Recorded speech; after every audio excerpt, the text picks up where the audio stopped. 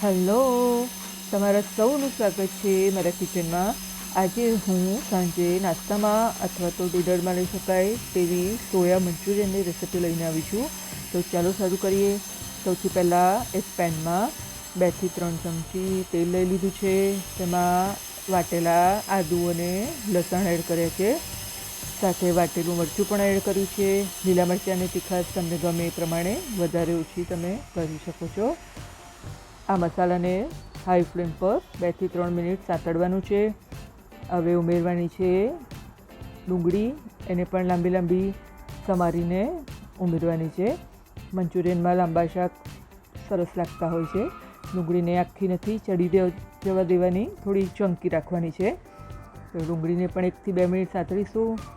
ત્યારબાદ એમાં ઉમેરીશું લાંબા સમારેલા ગાજર. ગાજરને પણ 2 થી 3 મિનિટ સુધી સાંતળીશું. આ શાકને આપણે હાઈ ફ્લેમ પર જ સાંતળવાનું છે. હવે એમાં એડ કરીશું લાંબા સમારેલા બીટ. બીટને પણ 2 થી 3 મિનિટ સુધી સાંતળી લઈશું.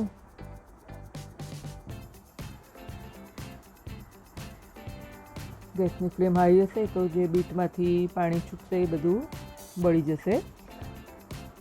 હવે ઉમેરીશું કેપ્સિકમ અને લાંબી સમારેલી કોબીજ. એને પણ 1 થી 2 મિનિટ હાઈ ફ્લેમ પર સાંતળવાનું છે.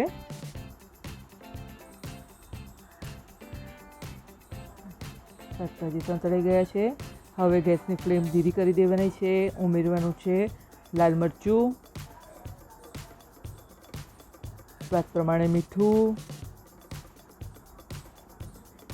1 મિનિટ સાંતળી લેવાનું છે. હવે ઉમેરવાનો છે ચિંગ્સનો નૂડલ્સ મસાલો. મેં લીધો છે 1 થી 2 ચમચી નૂડલ્સ મસાલો એડ કર્યો છે. અને સાથે 2 ચમચી સોયા સોસ. બધું સરસ મિક્સ કરી લેવાનું છે. 5 ચમચી મરી પાવડર ઉમેર્યો છે.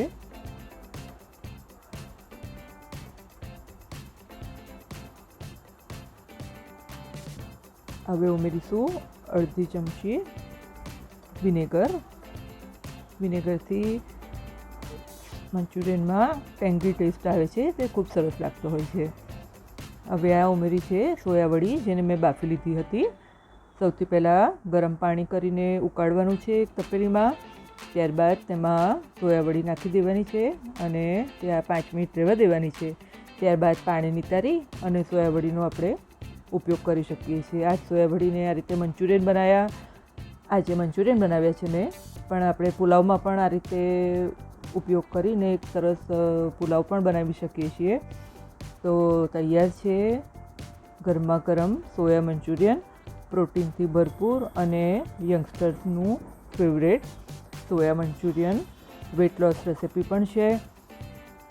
ખૂબ સરસ લાગે છે. ચોક્કસથી જ એકવાર ટ્રાય કરજો. જો મારી રેસિપી ગમી હોય તો લાઈક, શેર, કમેન્ટ કરજો. ચોક્કસથી મારી ચેનલને સબસ્ક્રાઈબ પણ કરજો. નવી નવી રેસિપી જોવા માટે બેલ આઇકોનને જરૂરથી દબાવજો. તો સૌથી પહેલાં તમને નોટિફિકેશન મળી જશે. હવે ઉમેર્યા છે શેકેલા સફેદ તલ, જે ખૂબ સરસ લાગતા હોય છે. મળીએ નેક્સ્ટ રેસિપીમાં. આવજો.